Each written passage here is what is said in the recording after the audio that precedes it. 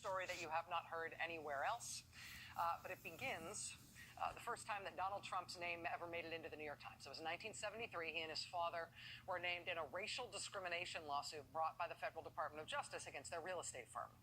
That lawsuit by the Department of Justice claimed that the Trump management company systematically refused to rent to black people. African-American New Yorkers would apply for an advertised vacancy in a Trump building, and then they would just never hear anything back from their application, or they'd be told that the vacancy was listed in error, and actually that unit wasn't really available. One crucial part of the investigation in that case was when equally qualified white New Yorkers would show up at the Trump company, and they would inquire about those same apartments. Magically, the suit alleged, the apartment would be back on the market and available for the white applicant, even though the black applicant had just been told that that apartment was gone.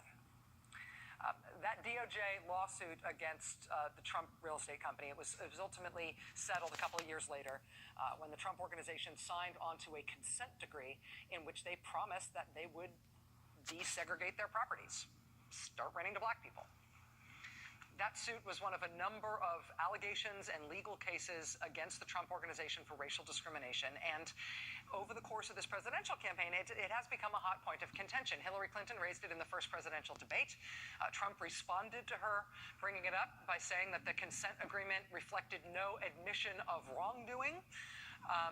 And then after he used that as the rebuttal, reporters at a lot of different publications and news outlets have looked into those allegations, to the way that suit was settled, to the other suits that were brought against Trump real estate properties. Today alone, the Las Vegas Sun published an account from a woman who now lives in Nevada who says she was one of the white people who was sent in as a tester at Trump properties after a black applicant would allegedly be told that an apartment was not available. She'd show up as a white applicant with basically exactly the same qualifications, and she'd be offered the apartment. That story today in the Las Vegas Sun. A woman recounting her own experience in being involved in those lawsuits. Mother Jones also had another story tonight on additional discrimination lawsuits brought against the Trump organization, not in the 1970s, but in the 1980s. I can now tell you that NBC News has also been working on a report on the way the Trump management company allegedly discriminated against black people in rental housing.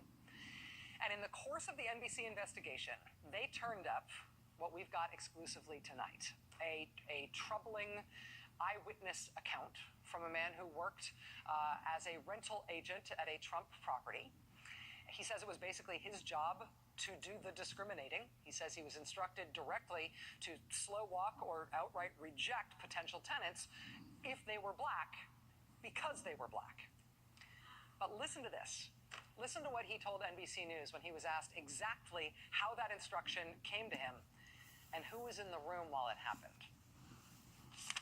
Just take me back into that room. So you were sitting in the room, and who was there? Describe the scene to me.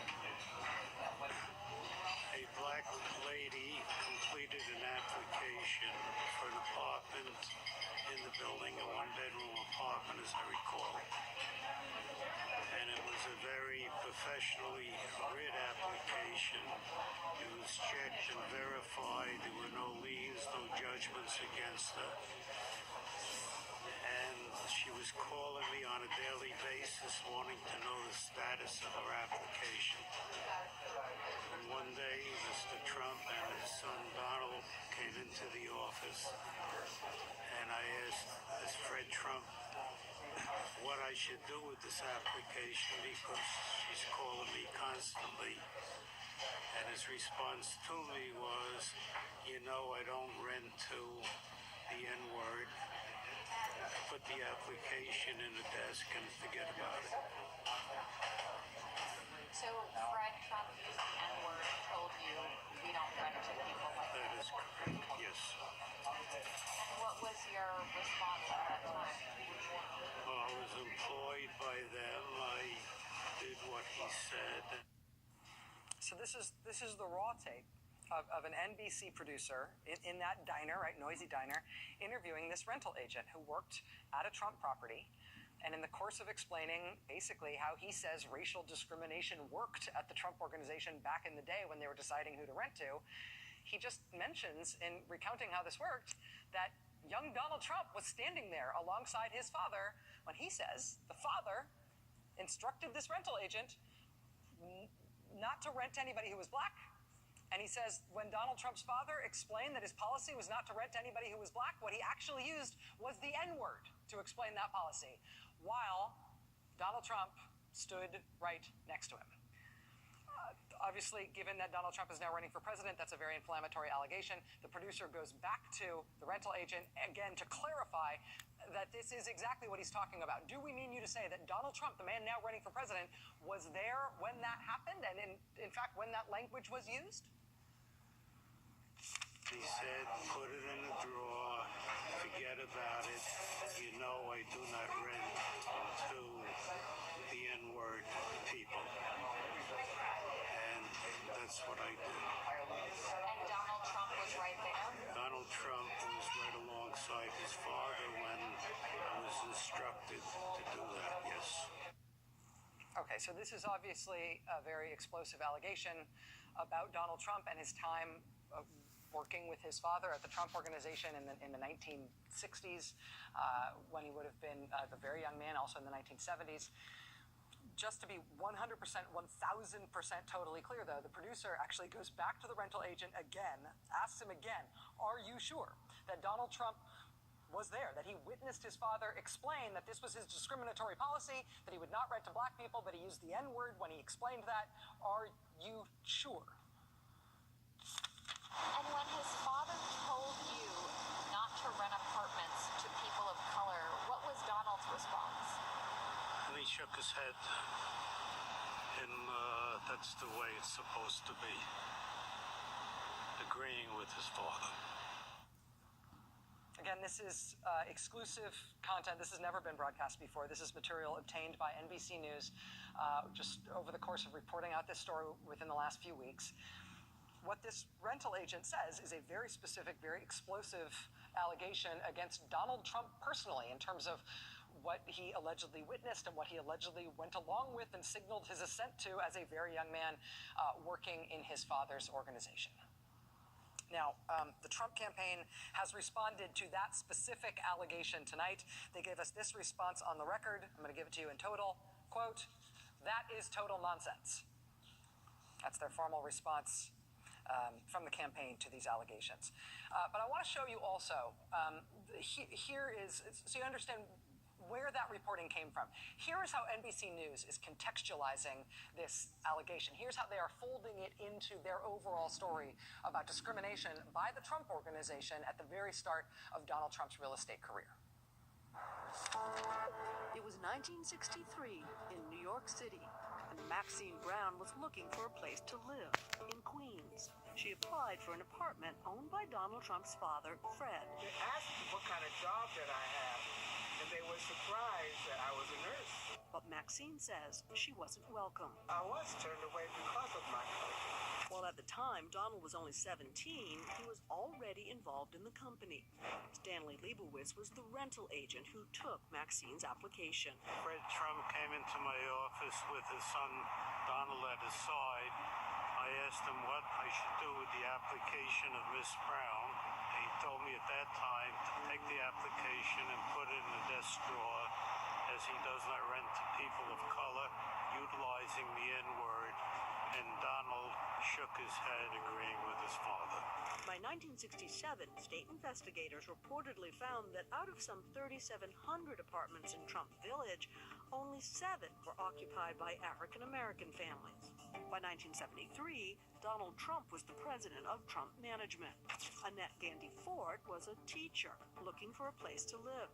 She went to a different Trump building, also in Queens. I was black. I was not wanted. I don't think that it looked good in their estimation to have black people living in their facility. She says there is no doubt in her mind that Donald Trump continued the practices of his father. The Department of Justice alleged a Trump employee was instructed to mark rental applications from African Americans with the letter C for colored. the super said that there were no apartments, and that was not true. She says she would never have spoken up if Donald Trump hadn't brushed off the company's bad behavior. I think it's important that history not be erased. Donald started his career back in 1973 being sued by the Justice Department for racial discrimination. Annette was part of that lawsuit. We, along with many, many other companies throughout the country, as a federal lawsuit, were sued. We settled the suit with no admission of guilt. It was very easy to do. Court records show it actually wasn't so easy to do. 3 years after the settlement, the Department of Justice went back to court saying Trump was not complying with the settlement agreement. 4 years after that, the Trump Organization was again taken to court in a class action lawsuit alleging a pattern of discrimination. Some 20 years after Maxine Brown was turned away. The Trump Organization and several other landlords settled the class action in 1984. Sheila Morse was one of the white testers who was sent into a Trump building a day after a black applicant was told no apartments were available. When I got there, the superintendent greeted me with open arms. Oh, yes, come, I'll show you the apartment.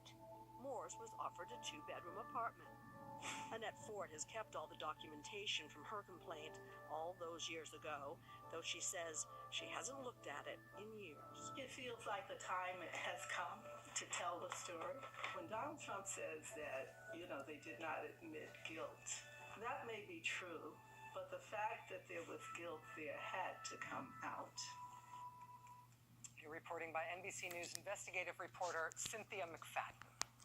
Now, the Trump campaign has made a formal response to NBC News on this story. Spokeswoman Hope Hicks says, quote, "There's absolutely no merit to the allegations. The suit was brought as part of a nationwide inquiry against a number of companies, and the matter was ultimately settled without any finding of liability and without any admission of wrongdoing whatsoever." That statement, of course, mirrors what Donald Trump said in the first presidential debate when Hillary Clinton brought up this same history.